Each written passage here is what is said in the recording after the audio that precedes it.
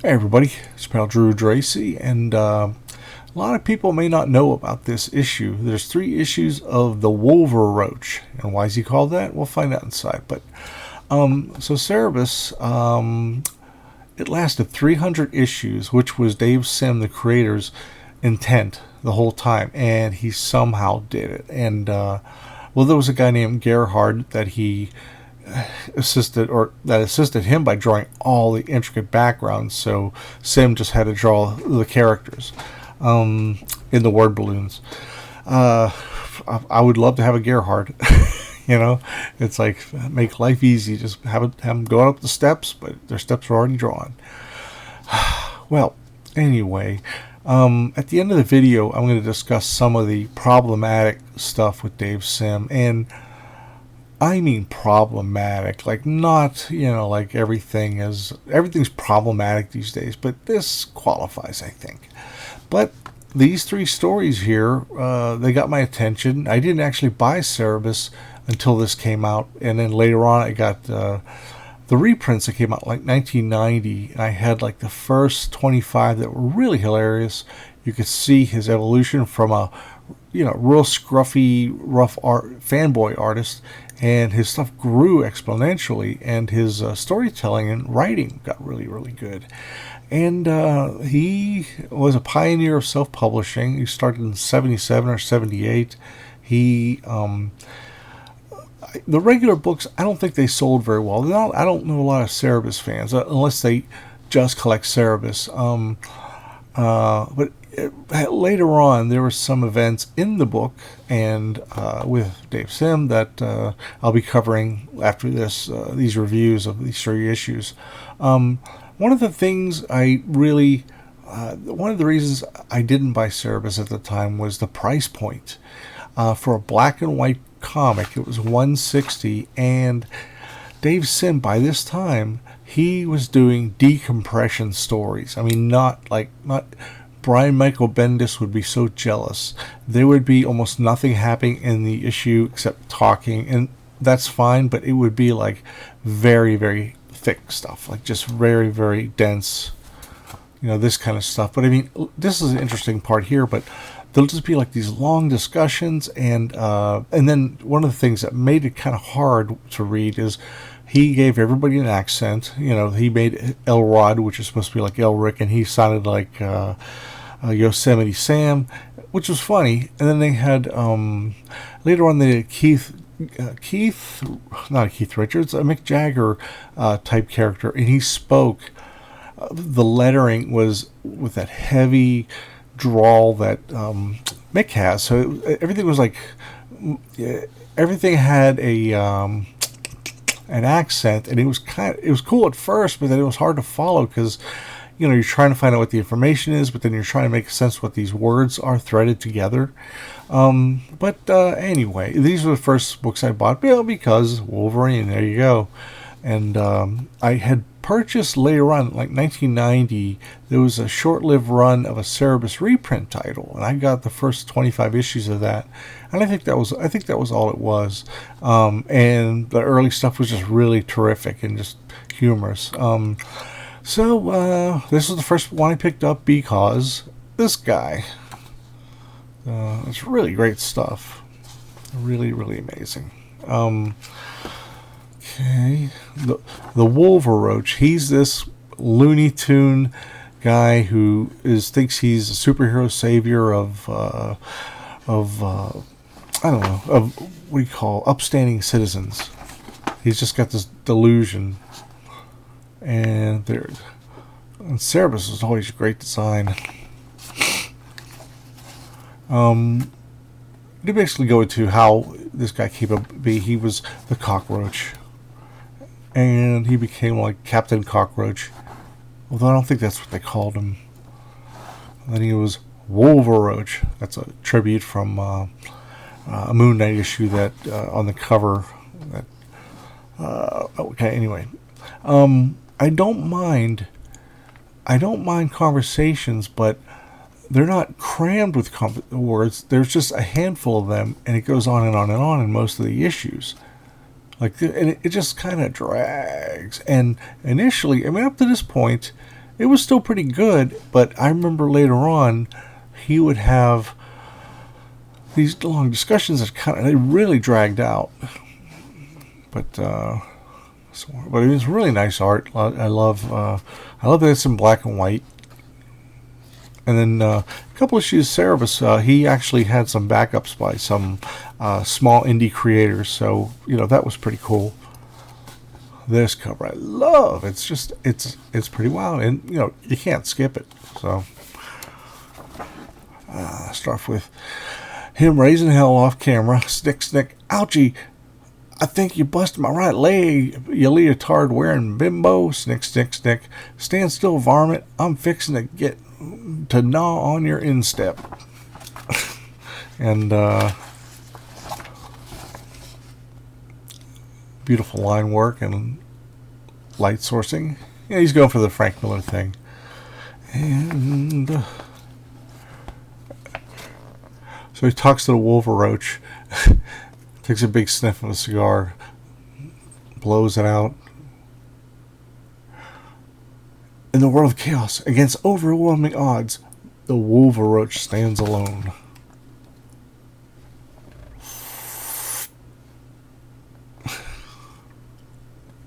Cerebus gives up. He speaks to himself in the third person.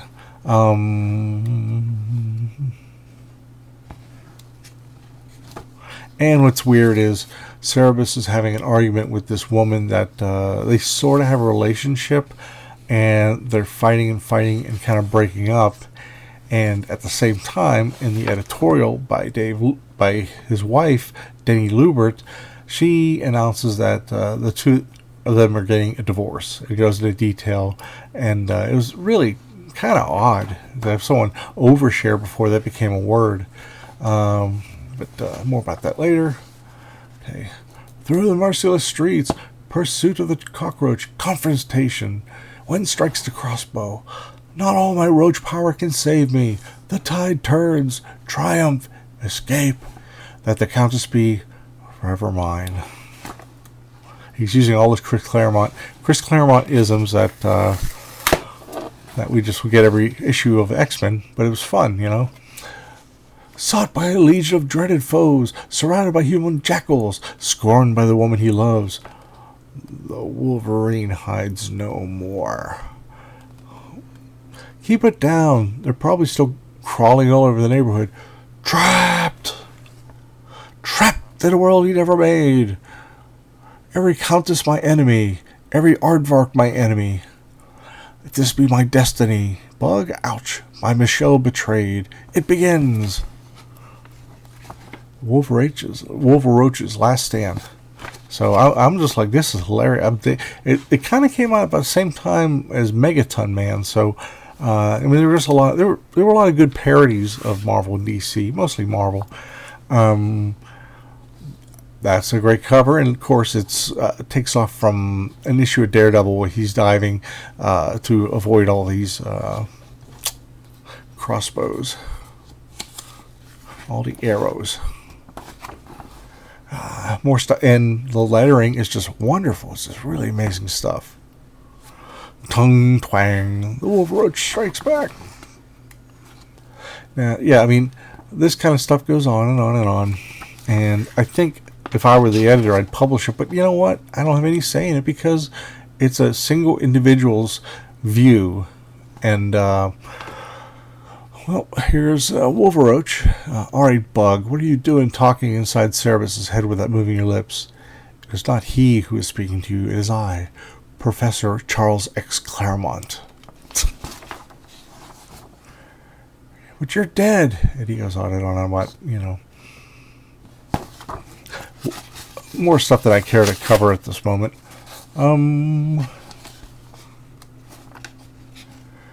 And then, you go back to them bickering for a while. And one thing I always liked was when he would literally talk outside of the side of his mouth.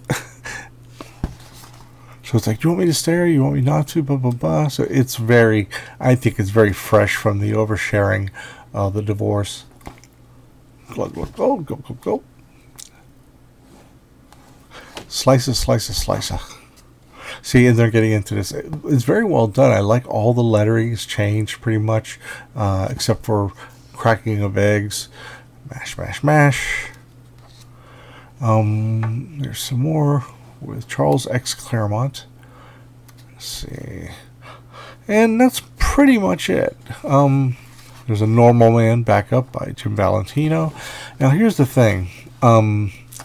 Marvel did send a cease and desist because I'm sure the sales for these 3 issues, really quadrupled at the very least, and that's got me to buy them for the first time.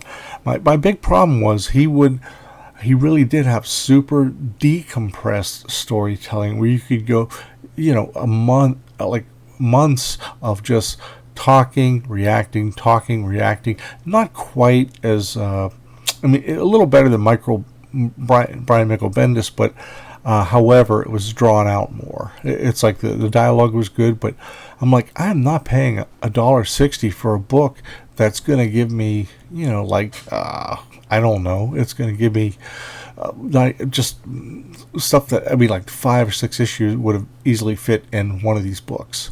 Now this is an exception, but later on they go into Cerebus's life and also the people around him, and there's many issues in a row that go yada yada yada yada, and with nothing really happening. They don't even have any action, just and I would thumb through them like, I could never afford this. It's great art, great writing, it seems. So now we get to the bad part. Okay, I have to cover this because it's very important. Well, I don't know at what point Dave Sim started to.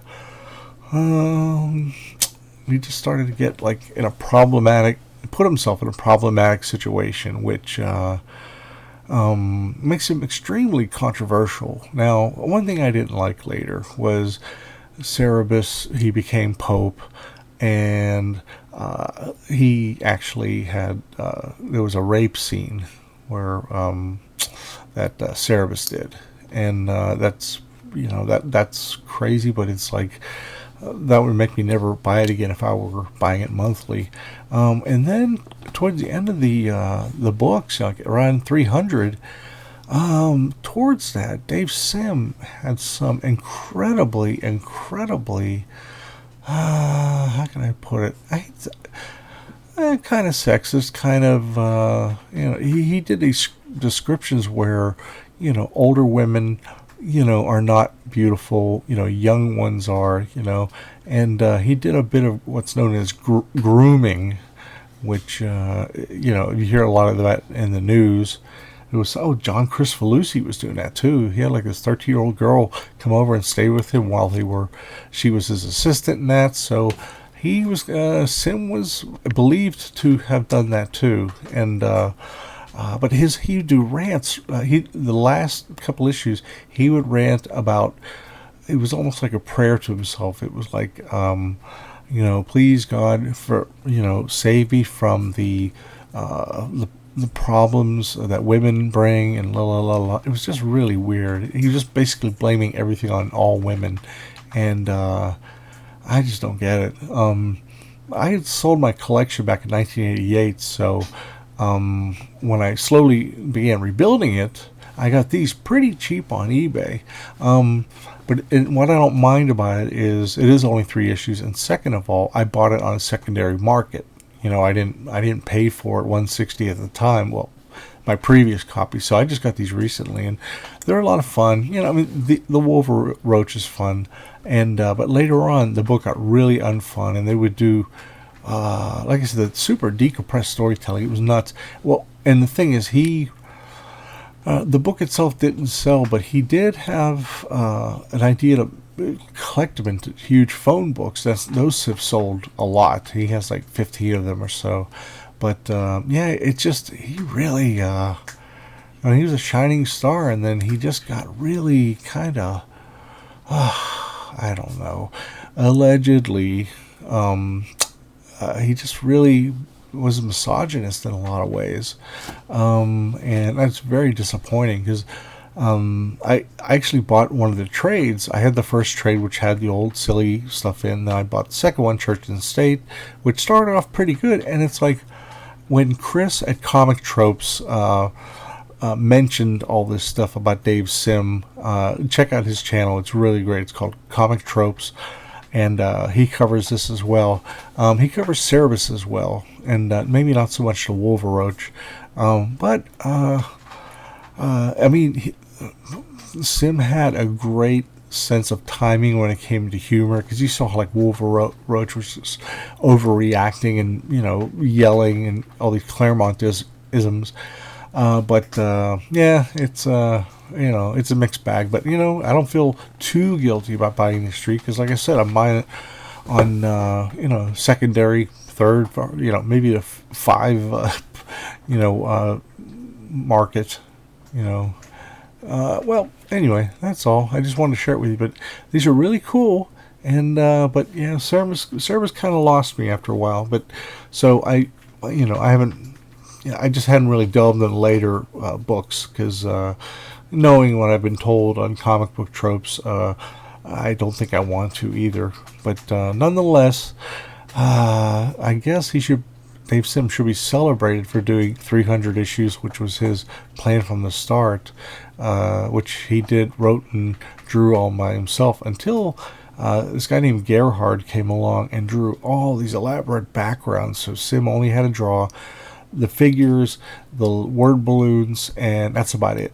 And so this guy Gerhard, he just did phenomenal backgrounds. I mean, I don't know what kind of arrangement they made, but it made Cerebus look really good. But like I said, with all that I've mentioned and what Chris had mentioned, I don't really want to get any more Cerebus books. But that's just my opinion. But anyway, I hope this helps, inform you, and, maybe you'd like to check out a couple of these, because this was well before Dave Sims sort of, went to the dark side. Okay, well, that's it. Talk to you later, everybody.